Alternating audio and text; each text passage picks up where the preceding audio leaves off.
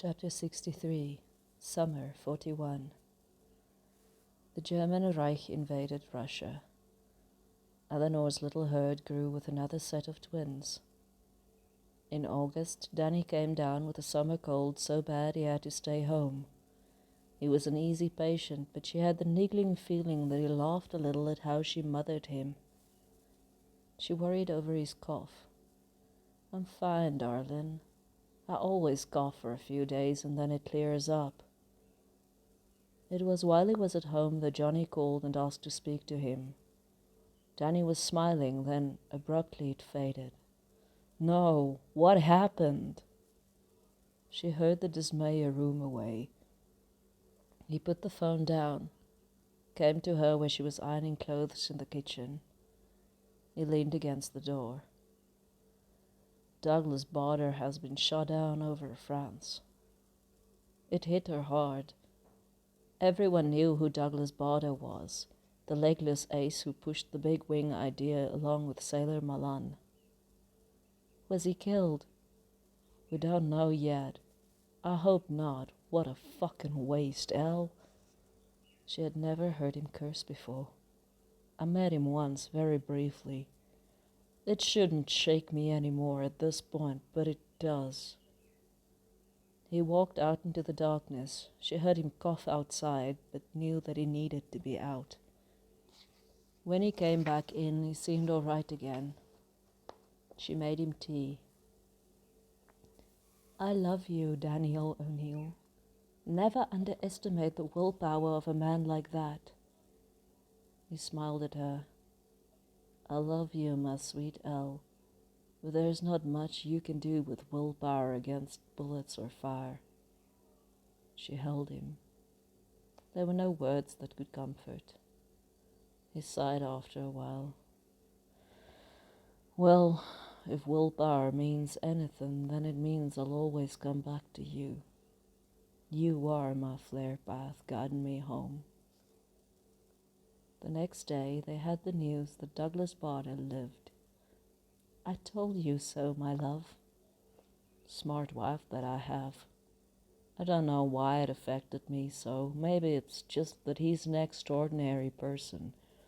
And some of these extraordinary people that I've met have to live, Al, have to go on to carry their legacy past just being good at shooting down planes. They are more than that, can do more than that. There will have to be some of them left to live and love and have extraordinary children and somehow leave the world better in other ways than kill him. Johnny will also be all right, my darling. Johnny will live long beyond this war and do wild, wild things and have wild children. There will be happiness, Danny." Johnny called him again a few nights later in a fit of rage and desperation. He was so angry that Danny had to hold the phone away from his ear. They had run into their first Focke-Wulf 190s, and it was a massacre. They'd lost 2 boys on their first operational flight and one of the older experienced pilots. The Spitfire Mark V was heavily outclassed, and its cannons were no help against the speed of the new German fighter. There was nothing Danny could say. Johnny was feeling the pressures of a squadron leader to keep his men intact, and this had been a terrible blow. The rhubarbs and circuses had a distinct feeling of waste to them at this point. Every plane lost over enemy territory meant the loss of a pilot, whether he lived or died. Very few made it back to English shores without being caught and becoming prisoners of war. Christina and Hank got engaged quietly, and Danny and Eleanor were invited for dinner on the hill farm. There was no champagne, just beer, and they had shepherd's pie, but the mood was high. Christina was flushed very pink and could not stop smiling. Hank had his hand around her almost the whole night. They were to be married in the village church in 3 weeks. As they drove home, Eleanor thought of the green-eyed girl she'd met that first day when they were placed on the hill farm. How very far they had come. Christina was about to become a hill herself.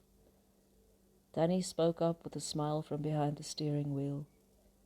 You know, I don't want to sound like your sister, but let's just say Christina has made Hank a very happy man. Wait, what are you saying? I'm saying Aggie's probably already knitting in the evenings. No!